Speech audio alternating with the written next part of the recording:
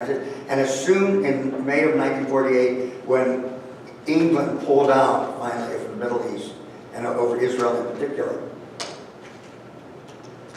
Israel had its armies, enemy armies surrounding it.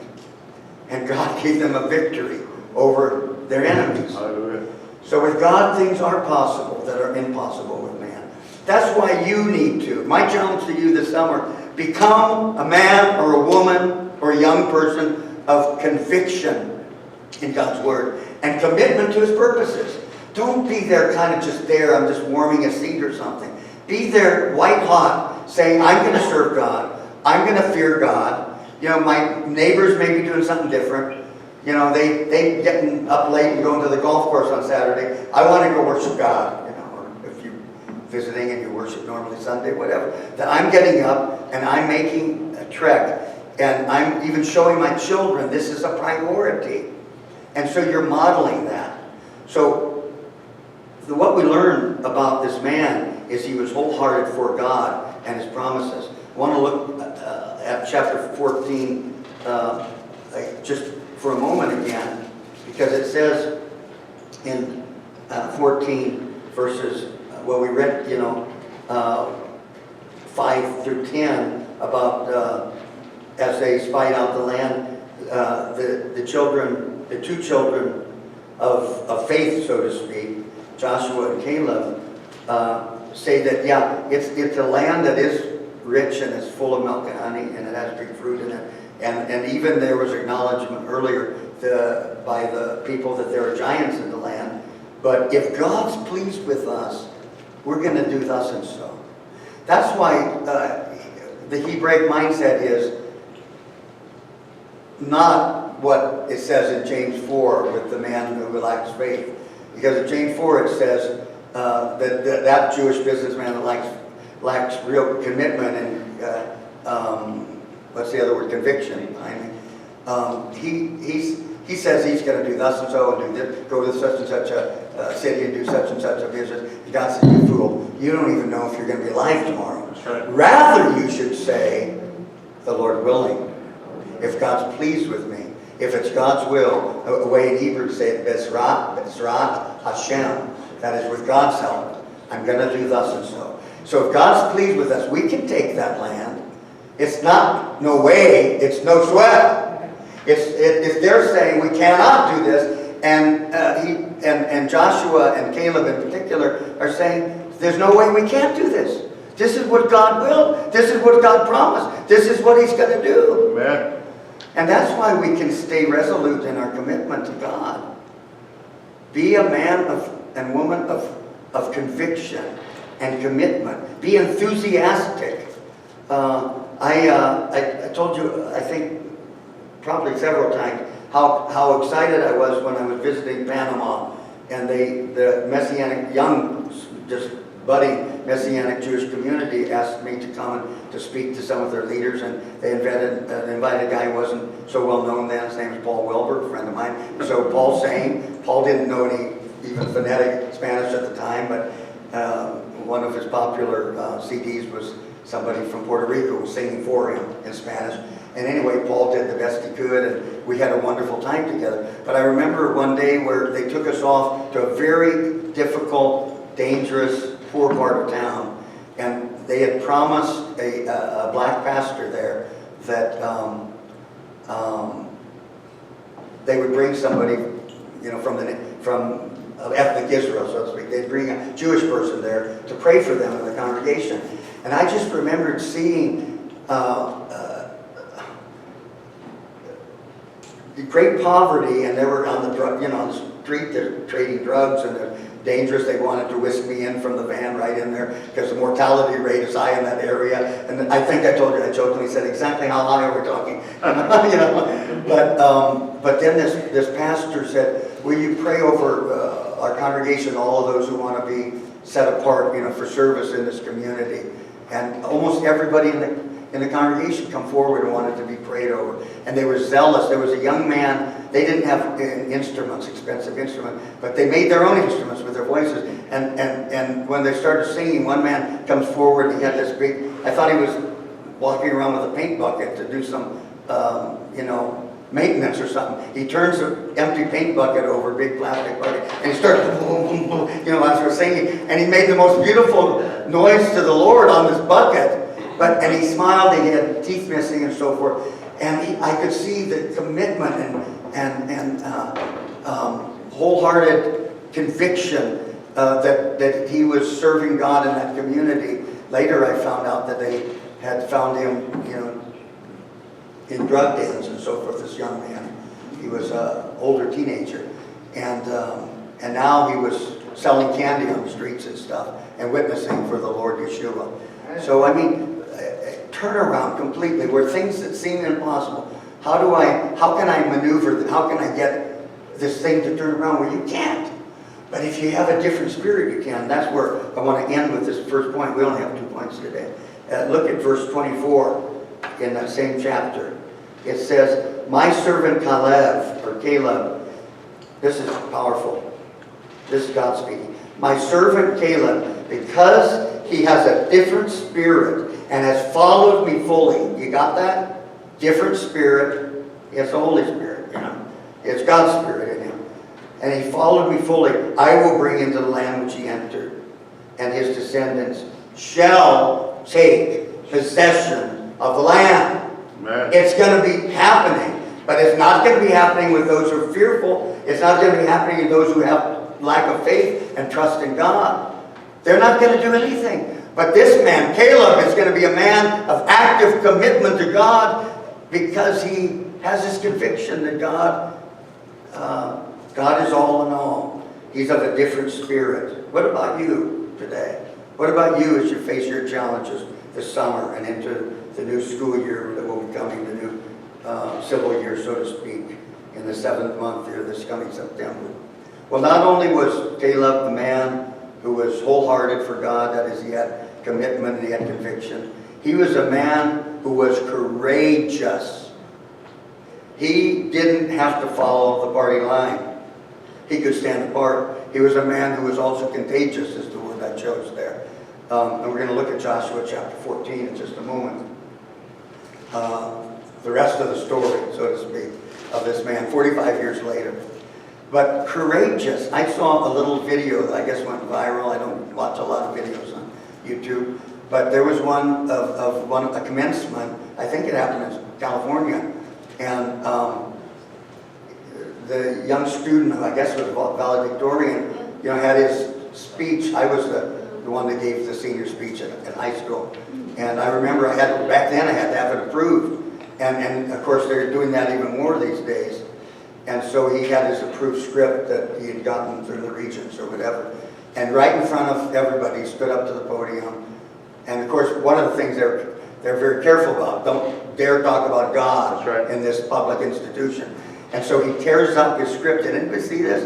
And then he begins to say, "Our Father, which art in heaven, hallowed be." And people are clapping. He's saying the Lord's Prayer. And it's like people, you can see some of them, they don't know what to do. Nobody pulled the mic from him. Nobody dared, thankfully, to stop him. But he began to give witness that his parents raised him at an early age to believe in and love and fear God. And you know what? The news commentators that talked about it on the news, they said, this young man is courageous. And he is. And so might we have to be someday, to stand against the grain of, in a sense, to swim upstream when everybody else is swimming downstream. Look at Joshua chapter, beginning at 14, verse 6. This is 45 years later, because remember the children of Israel then, because of the disbelief, had to wander for 38 more years in the wilderness. And then it took them 7 years to, conquer the land, so to speak, as Joshua and Caleb went in. So we got the sons of Judah draw near to Joshua at Gilgal. This is chapter 14 of Joshua. And Calev, son of Jephunneh, the Kenizzite, said to him, "You know the word which the Lord spoke to Moses, the man of God, concerning you and me in Kadesh Barnea. I was 40 years old when Moses, servant of the Lord, sent me from Kadesh Barnea to spy out the land. And I brought back word back to him as it was in my heart. Nevertheless, my brethren, who went up with me made the heart of the people melt with fear. But I followed the Lord my God fully. He didn't listen to those crowds. There could be 1 million people saying stone him or whatever. He was going to stand by. If God's pleased with us, God allowed us to be there. God's going to deliver us. God can do it. It's all about God. It's like I said last week. It's not that David, this little ruddy guy with this small stone, he didn't look at Goliath like the other Israelites looked at him. Oh, this big giant. He looked at Goliath and said, oh, this little guy compared to the great God that I serve. And so the problems begin to minimize. And look, at even 45 years later, he's recounting. He says, so Moses, he says he followed the Lord God fully. That's courage. To follow God fully rather than your own way. Caleb, a man of courage. Surely the land on which your foot is trodden shall be an inheritance to you and your children, because you have followed the Lord my God fully. Look at verse 10. And now, because the Lord had let me live, just as he spoke, these 45 years, from the time that the Lord spoke this word to Moses, when Israel walked in the wilderness, and now behold, I am 85 years old today. I am still as strong today as I was in the day Moses sent me. As my strength was then, so my strength is now for war and for going out and for coming in. Look at verse 12. Now then, give me this mountain, or give me this hill country, about which the Lord spoke on that day. For you heard on that day when the Anakim were there, with great fortified cities. Perhaps the Lord will be with me, and I will drive them out, as the Lord has spoken. See, it's all about God. God spoke this. God's doing this. God's with me. Sure, I'm old, but he's given me enough strength now to continue the battle. I'm not giving up. And that's the tenacity we have to have if we're going to have courage.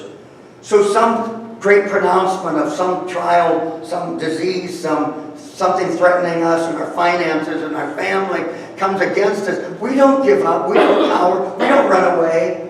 We don't say, well, I thought there was a God, but maybe there really isn't a God. No. We don't commit the sin of the high hand. My arms are too short to box with God. Amen? Amen. Yeah. So what we do is say, Bezrat Hashem, with God's help, I'm going to live to tell the story. With God's help, I'm coming through this trial. With God's help, I'm going to be on the side of victory. I'm not a victim. I'm a victor in Christ Jesus and Messiah. Hallelujah. Hallelujah. So we need enthusiasm. You know, by the word enthusiasm is from the word entheos. People in God, entheos, should be excited. You shouldn't. Just, how you know, well, under the circumstances. Yeah, you're under the circumstances. Get out of the circumstances. Get over the circumstances. Get over the wall. David would leap over a wall if he needed to get done what he needed to do. God had a purpose and a plan, and he was in sync with it. And so were the apostles that were after the Holy Spirit. See, they need the Spirit of God in them. If you don't have the Spirit of God in you, come see me or come see one of the leaders today. Because we need to pray for you to have a faith in God and be saved and have God's Spirit bear witness with your spirit that you're a son of God. Powerful words here. He says, with God, he says, perhaps the Lord will be with me and I will drive them out as the Lord has spoken. And guess what? For that faithfulness, that elderly man, find another one who's not so young, Joshua ben Nun. Joshua then blessed Caleb. And guess what? He gave Hebron to Caleb, son of Jephunneh, for an inheritance. Therefore, Hebron, this is not a small thing. Hebron is where Abraham was. That's the cave of Machpelah. That's where he bought his first land. He wouldn't take it for free. He bought a estate because he wanted to bury a wife there. And Hebron is a sad thing. It's under, in a sense, enemy administration at this time. But actually that's part of God's land that was given to Israel. And so he wanted that land. Caleb saw the significance of taking the land God had promised. Now I want to let you in a little secret. Sometimes when God is showing you that you are going to be able to have something, you have to, he's already, in a sense, he's already promised you it, and it's going to happen. It's kind of like when God promises a baby south of the border. Elaine and I went to, thought maybe Monterey, we had all those contacts in Monterey, so I went to Orfanatorio. I got to know some of the social workers there that ran the place, and Licenciado. We thought we were going to adopt a little child, and just about, and they liked me and my wife, and everything was cool, and filling out applications, doing all the right things. And then suddenly I get a call from Mexico, the whole thing is slammed shut. They're not giving out any Mexican babies to Americans. I said, what in the world's going on? And then I read in the news they had broken up an American baby selling ring in Torreon, another part of Mexico, that was working with some criminals in Mexico to sell children, and sell body parts even. It was heinous, it was horrible. And my heart just broke, and I thought, I thought God said he's going to give us a child and it would be south of the border, so we're not trying to adopt an American baby, but how is this possible? And we just kept seeking God. I believe God promised that, we're not going to give up on it, and it just took several years, and suddenly things calmed down, and judges were willing to reconsider, with proper checking out and so forth, and no criminal background and purposes or profit motives involved in it. Very illegal. And God opened up the doors in Puebla, another state, another city, capital there, well outside of Puebla, and gave us Benjamin. So the reality is, sometimes we have to look at the short term and think, I don't know where God is in this. I'm not sure what's happening, but God's going to see me through. Brother Edward, over 3 years ago, you were almost a year. Is it 5 years? 5 years God's given you. They pronounced you dead. I mean, they told your daddy to go, and brother to go get suits. The funeral was going to ensue. I remember. And we would go pray with Edward. He was almost a year. He had an exploded appendix, and it was a horrible thing. Got toxemia, whatever all that is, poison, and his organs were shutting down. And we just kept asking God, please give Edward an extension of his life. And, it's amazing. We would go, this is important, we'd go to Edward, and we'd pray to try to encourage him. Because his dad said, when people come from Beth Simcha, they really encourage him. And people would bring the family big, buckets of food or whatever, or something to take home. And so we would go pray with Edward, and guess what? He's maybe with a mask and all that, and his immune system was down. We maybe had to wear a mask. And so before we're done, he said, oh brother, I want to pray with you. And he would be praying for the services that he missed, and he'd be praying for the ministry, and be praying for our families. He wanted to continue to serve God. See, he wasn't laying down and dying in that bed. His spirit was very much alive. And I'm bragging on him because to great testimony of God's goodness, God eventually brought him out of hospital and brought him back to us. Hallelujah. And so he stayed courageous. It's a courageous thing to face the unseen future and believe in your heart. God has promises still. There's miles to go before I can sleep. Rest, since misquote Carl Sandburg. Miles to go before I can sleep in peace. God has a purpose for us. I want to point out one other thing, and it won't cost you anything. This is important. In Caleb's request, if you look at verse, continue on through this. We're still in chapter 14, verses 6 and following. But it says that he was blessed of God by Joshua. This is Caleb. And then if you jump to verse 24, see if I can find it here real quick. Joshua, I think I have the wrong reference. Hold on one second. Oh, here it is. It says, he said, give me this hill country, and he's blessed of the Lord. And then go into chapter 15. That's where I wanted to go. 15 and verses 13 and following. It says, now he gave Caleb, the son of Jephunneh, a portion among the sons of Judah. So Caleb gets this Hebron, right? According to the commandment of the Lord. And it's also called Kiriath Arba. Arba being the father of Anak. that is of Hebron. And Caleb drove out. So here the promise is there, and it's given over, but you still have to possess it. You still have to fight. You still have to trust. You still need courage to go on and battle for what is rightfully yours. Some of you have to do battle for your marriage. You've made this covenantal commitment, but it takes fighting for a marriage because you love your wife or your husband and your children. And there's challenges that come against marriages. And with God's help, you're going to possess your possession, is I guess the way I want to say it there. And it goes on that Caleb drove out there the 3 sons of Anak, and it mentions them. Then he went up from there against the inhabitants of what? Of Debir. This is verse 14. This is chapter 15, verse 14 of Joshua. Debir is about 10 miles to the west, I think. So he's not done. He took Hebron and he's got his land. But he said, you know what? We're going to take more land for God. See, God wanted them to have all that land. They weren't obedient to take it all. And so it says that he's going to take Debir. And Caleb said, the one who attacks Kiriath Sefer, that was what it was formerly called, and captures it, I will give him Achsah, my daughter, as a wife.